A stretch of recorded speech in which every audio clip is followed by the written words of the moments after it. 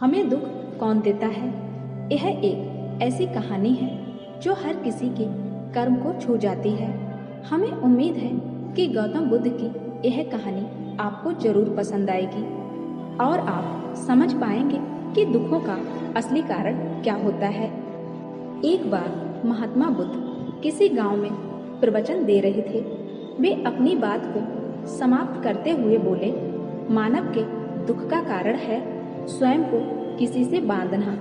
जहाँ भी मोह होता है, बंधन होता है, वहाँ दुख स्वयं ही उत्पन्न हो जाता है।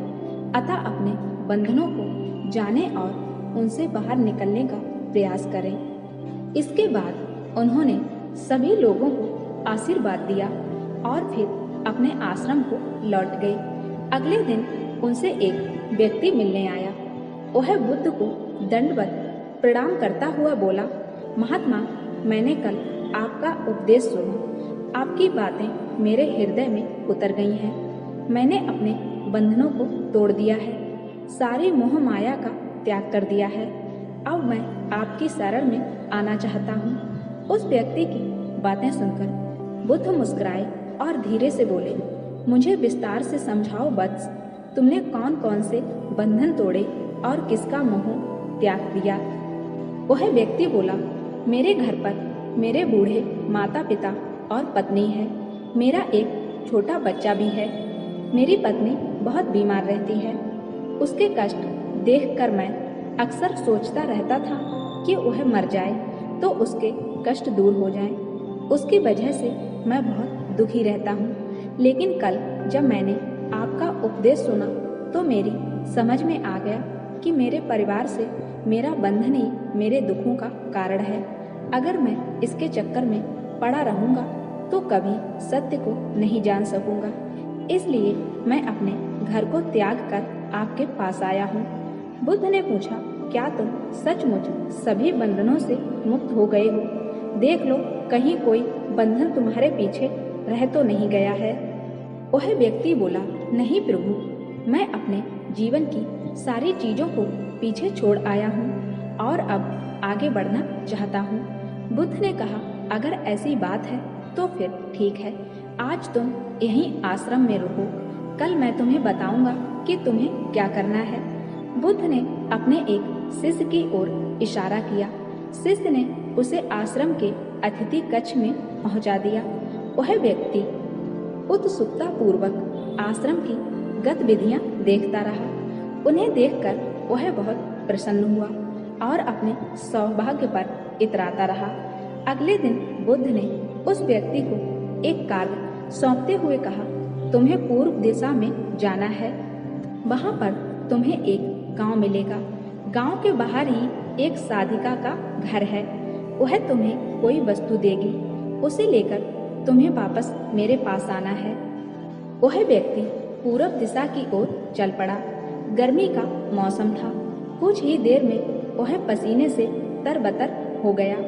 उसे प्यास भी सताने लगी।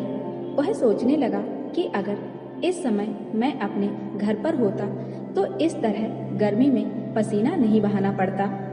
कुछ दूर और चलने पर उसे भूख भी सताने लगी, पर वह एक सुनसान और बंजर रास्ता था। आसपास ना तो कोई पेड़ था और ना ही कोई पोखर तालाब। वह पुनः सोचने लगा कि अगर मैं इस समय अपने घर पर होता तो अपनी पत्नी का हाथ का बना स्वादिष्ट भोजन कर रहा होता। पता नहीं क्यों बुद्ध ने मुझे गर्मी में इतनी दूर भेज दिया है। काफी देर चलने के बाद वह व्यक्ति गांव में पहुंचा। गांव के बाहर ही एक घर बना हुआ था। उसने दरवाजे के पास पहुंचकर उसे धीरे से खटखटाया। दरवाजे को एक साधिका ने खोला। उसके चेहरे पर एक अद्भुत तेज था। वह व्यक्ति उसे देखकर मंत्रमुग्ध हो गया। साधिका ने उसे अभिवादन करते हुए कहा, मैं जानती हूँ कि आपको बुद्ध ने भेजा है, आप अंदर आ जाइए। वह व्यक्ति घर के अंदर चला गया। साधिका के कहने पर उसने पानी से हाथ मुंह धोया और एक चटाई पर बैठ गया। साधिका ने उसके सामने भोजन की थाली रख दी। वह जल्दी जल्दी भोजन करने लगा। अचानक उस व्यक्ति की नजर साधिका के पैरों पर पड़ी। उसके पैर बहुत सुंदर थे। वह उन्हें देखता ही रह गया। तभी साधिका ने उसका ध्यान भंग किया। वह बोली, जिस व्यक्ति को बुद्ध के चरणों में स्थान मिल जाता है, फिर उसे किसी अन्य के चरणों की आवश्यकता नहीं पड़ती है। साधिका की बात सुनकर वह व्यक्ति लज्जित हो गया और नजरें नीची करके चुपचाप भोजन करने लगा। भोजन करने के बाद साधिका ने कहा, आप बहुत दूर से आए हैं, थक गए होंगे, यहीं चटाई पर लेट जाइए, मैं पंखा कर दूंगी।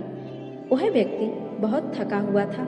वह चटाई पर लेट गया और अपनी आंखें बंद कर लीं। साधिका उसे पंखा करने लगी, पर लेटने के बाद भी उस व्यक्ति को चैन नहीं आया।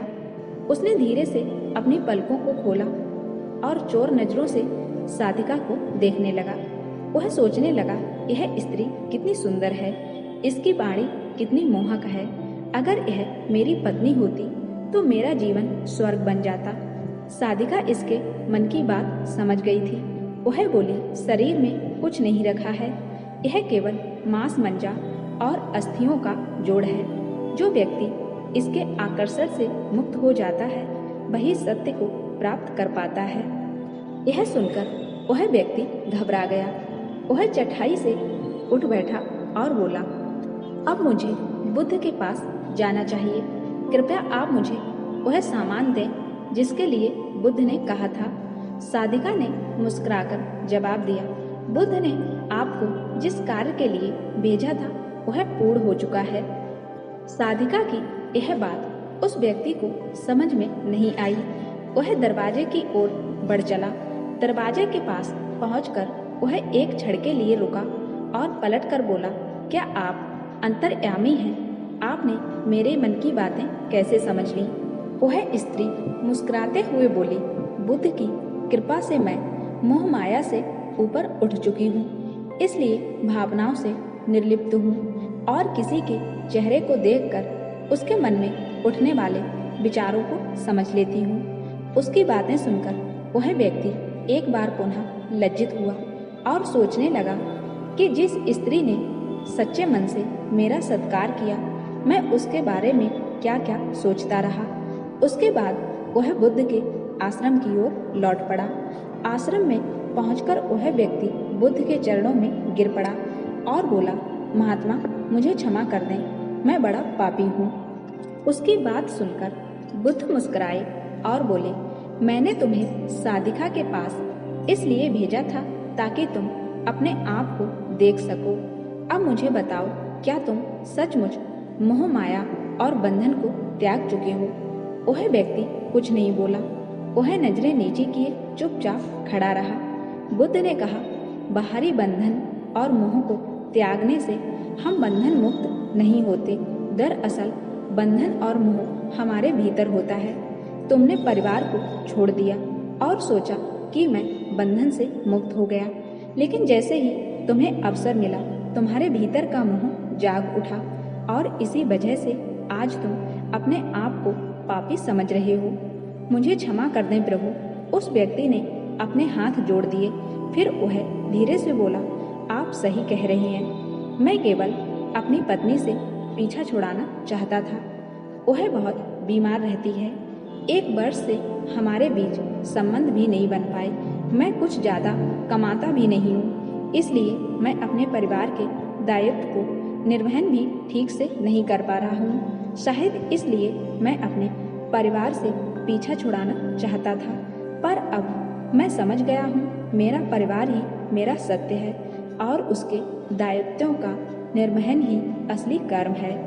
बुद्ध बोले, मैं जो कुछ भी कहता हूँ वह अपने अनुभव के आधार पर कहता हूँ। लोग मेरी बातों को सुनते हैं, पर वे अपने स्वार्थ के अनुसार ही उसका अर्थ ग्रहण करते हैं। इसलिए मोह माया, कामना, इच्छा, वासना, क्रोध को लोग बाहर की ओर खोजते हैं, जबकि यह हमारे भीतर ही है। हम दूसरों को देखकर तरह तरह की कामना करने लगते हैं। कामना से इच्छा जन्म लेती है, इच्छा से वासना पैदा होती है और वासना की मूर्त न होने पर क्रोध उत्पन्न होता है। यह सब एक दूसरे से जुड़े हैं। क्रोध के लिए हम सदैव दूसरे को जिम्मेदार ठहराते हैं, जबकि क्रोध का स्रोत हमारे भीतर है। तुम चाहोगे तो क्रोध आएगा, तुम चाहोगे तो क्रोध नहीं आएगा। इसी तरह बंधन बाहर नहीं होते, हमारे मन में होते हैं। हम मन से ही किसी से बंध जाते हैं और मन के कारण ही हम दुख पाते हैं। लेकिन जो व्यक्ति इन बातों की गहराइयों तक पहुंच जाता है वह दुखों से हमेशा हमेशा के लिए मुक्त हो जाता है। इसलिए बुद्ध कहते हैं कि दुखों को बाहर मत खोजो, अपने अंदर ही पहले मोह माया और बंधन का त्याग करो। सारे दुखों का अंत अपने आप ही हो जाएगा।